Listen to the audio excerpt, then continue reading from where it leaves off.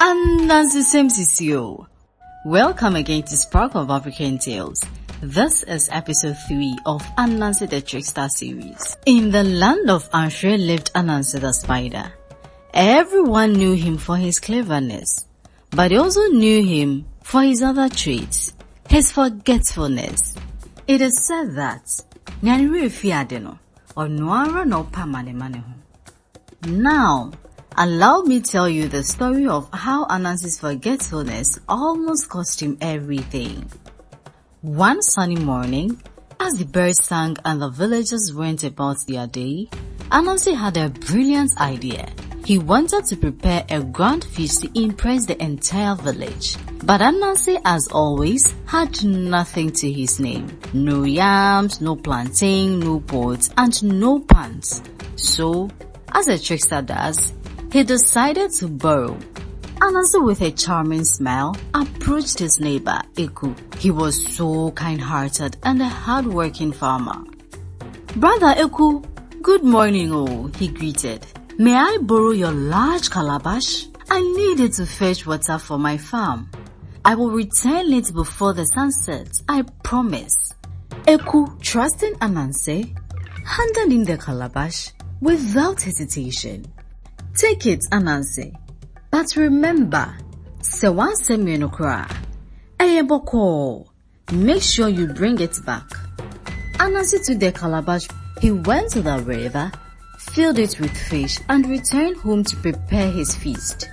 He spent hours cooking, seasoning, and tasting, humming happily as the aroma filled the air.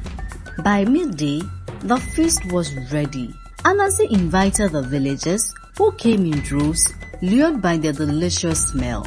They ate and laughed, praising Anansi for his generosity. "Anansi, this is the best meal we've ever had. You must be the richest man in the village to provide such a feast, though," a villager said. Anansi laughed nervously.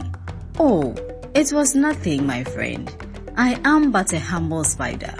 As the feast continued, Anansi forgot one very important thing: the calabash he had borrowed. At sunset, Eku came by Anansi's house to retrieve the calabash. He knocked on the door, and Anansi, startled, suddenly remembered his promise. "Anansi, the sun is setting," Eku said. "I have come for my calabash. I hope it is safe." "Ah, the calabash. Yes, it is safe. Let me fetch it for you." Anansi rushed inside, only to find the calabash cracked and stained from the hot food. He had forgotten to clean it after the feast. Panicking, Anansi decided to trick Eku to buy himself some time. "Brother Eku, I left the calabash at the river. I will fetch it first thing in the morning. Please, don't worry." Eku, though suspicious, decided to wait. That night, Anansi crept into another neighbor's house and borrowed another calabash. This time, he promised himself he would return it immediately after use.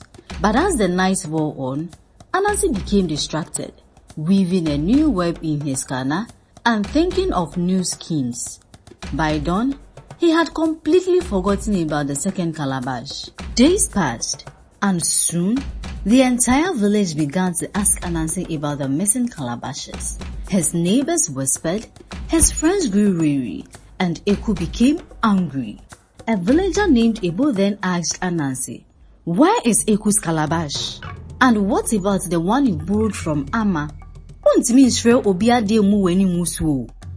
Anansi, feeling cornered, spun an elaborate tale. "My friends, let me explain.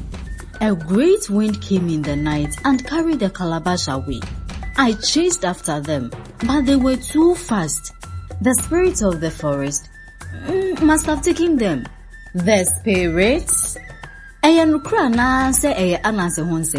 The villagers murmured among themselves, unconvinced. Eku, determined to uncover the truth, set a trap. He placed a shiny new calabash at the river and hid in the bushes. Sure enough, Anansi came creeping in the night, hoping to borrow it. Echo leaped out. Hey, Anansi, I've caught you.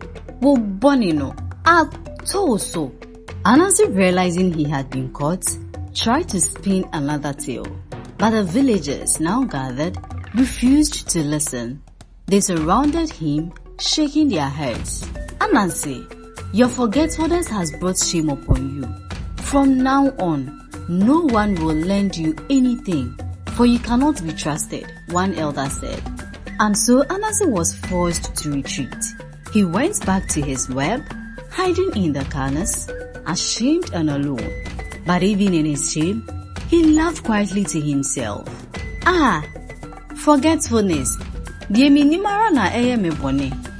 But one day, I will outwit them all again. And that is how Ananse the Trickster became known not only for his cleverness, but also for his forgetfulness. To this day, he weaves his web in the corners, hiding from the eyes of those he had tricked, always plotting his next scheme. Anansi wants him now. And Sada, thank you for listening to today's episode. If you haven't subscribed to Spark of African Tales, please do so and turn on the notification bell to be notified whenever we upload new stories.